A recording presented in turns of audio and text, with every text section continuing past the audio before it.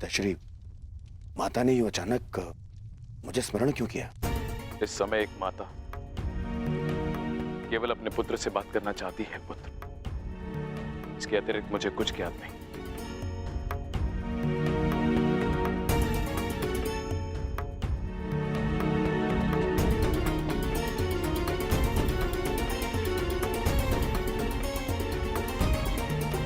प्रणिपात माता,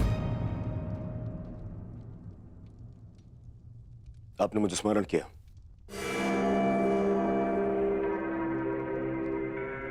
हाँ पुत्र, स्मरण किया, क्योंकि मैं तुम्हारा मरण नहीं देख सकती। संपूर्ण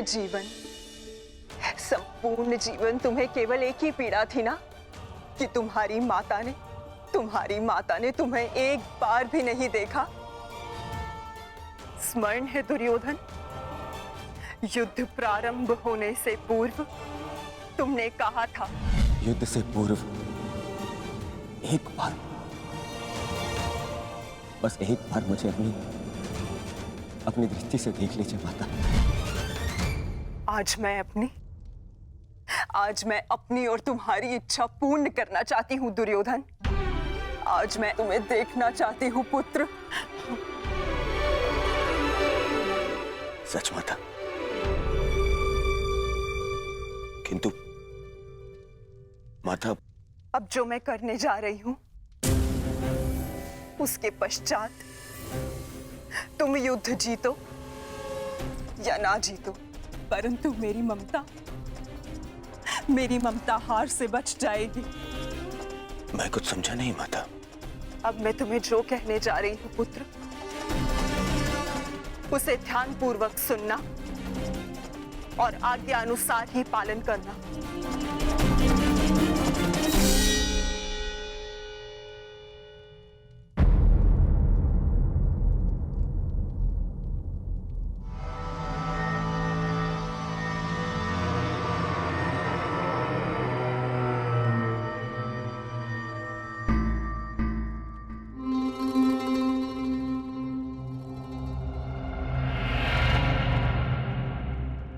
दुर्योधन, क्या हुआ? क्या कहा गांधारी ने? और उसने तुम्हें क्यों बुलाया था? गंगा स्नान के लिए जाना है मामाश्री। गंगा स्नान? किंतु क्यों दुर्योधन? देखो दुर्योधन, तुम अपने मामा को कुछ नहीं बताओगे? हैं? ये स्नान, ये क्या है सब कुछ? माता के आदेश का पालन करने के लिए किंतु परंतु नहीं पूछते मामाश्री। मैं भी तुम्हारे साथ चलता हूं।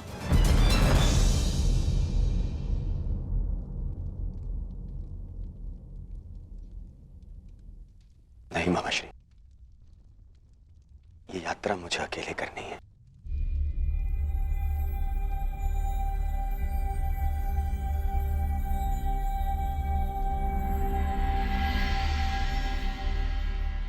आइए आप सब भोजन ग्रहण कर लीजिए।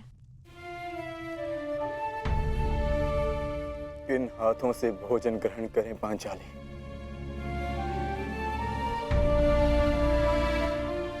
इन हाथों से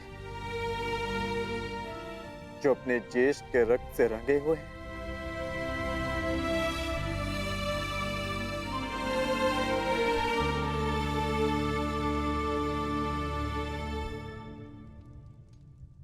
जाओ पार्थ, जाकर विश्राम कर लो। कल प्रातः पुनः युद्ध प्रारंभ होगा और उस युद्ध के लिए सज्ज रहना होगा तुम्हें। परिवर्तन के लिए ज्येष्ठ ने अपना जीवन त्याग दिया। कुछ परिवर्तनों को लाना नहीं होता पार्थ, उन्हें होने देना होता है। तुम अपना कर्तव्य करो पार्थ। फल हो या परिवर्तन, जो भी होगा स्वयं होगा।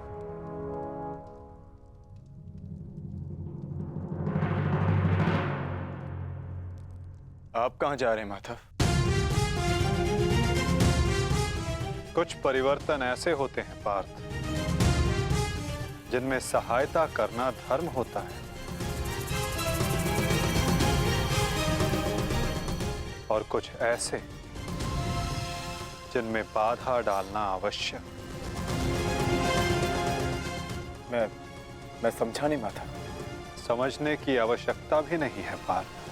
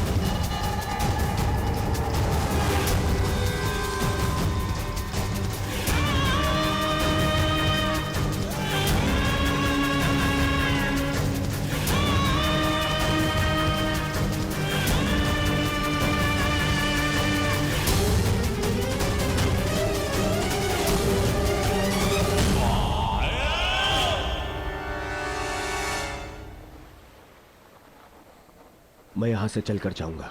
क्षमा करना युवराज, किंतु माताश्री का आदेश है।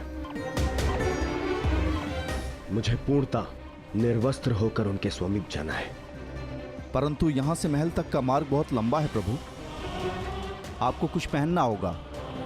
अगर प्रजा की दृष्टि में आए तो राजवंश उपहास का भाजन बनेगा।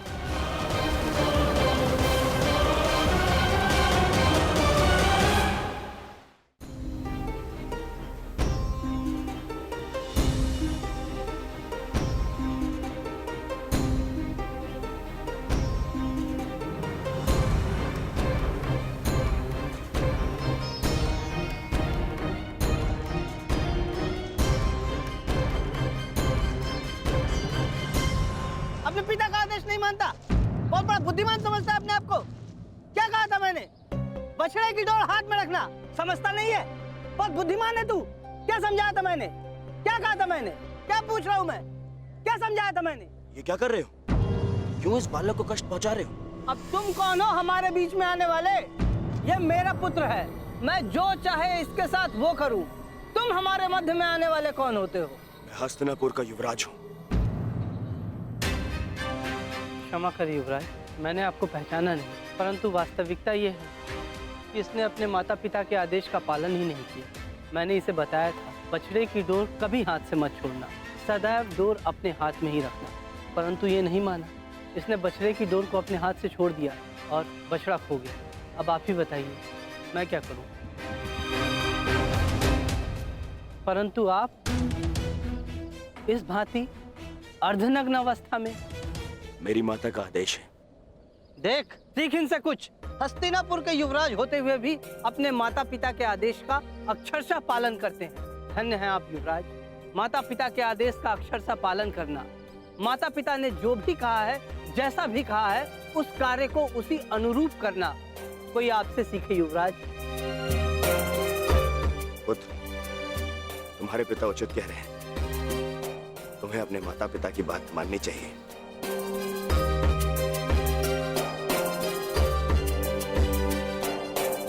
माता पिता के आदेश का अक्षरशः पालन करना, माता पिता ने जो भी कहा है, जैसा भी कहा है, उस कार्य को उसी अनुरूप करना कोई आपसे सीखे युवराज। धन्य हैं आप युवराज।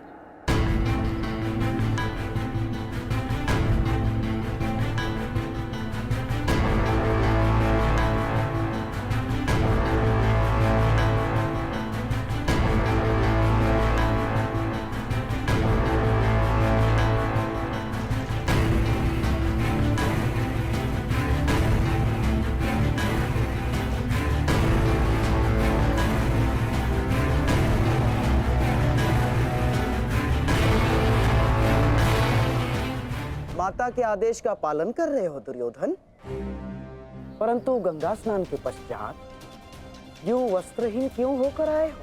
माताश्री का आदेश है मामाश्री, निर्वस्त्र होकर आना है। बुद्धिहीन हो दुर्योधन। माता के लिए तो बालक ने गर्दन से नीचे भी वस्त्र ना पहना हो तो वो नग्न कहलाता है। और शास्त्रों में भी लिखा है कि युवा होने के पश्चात एक पुत्र ने अपने माता के समक्ष और एक भाई ने अपने बहन के समक्ष निर्वस्त्र नहीं जाना चाहिए। पुत्र पौत्र वाले हो गए हो ना दुर्योधन, न जाने तुम्हें बुद्धि कब आएगी।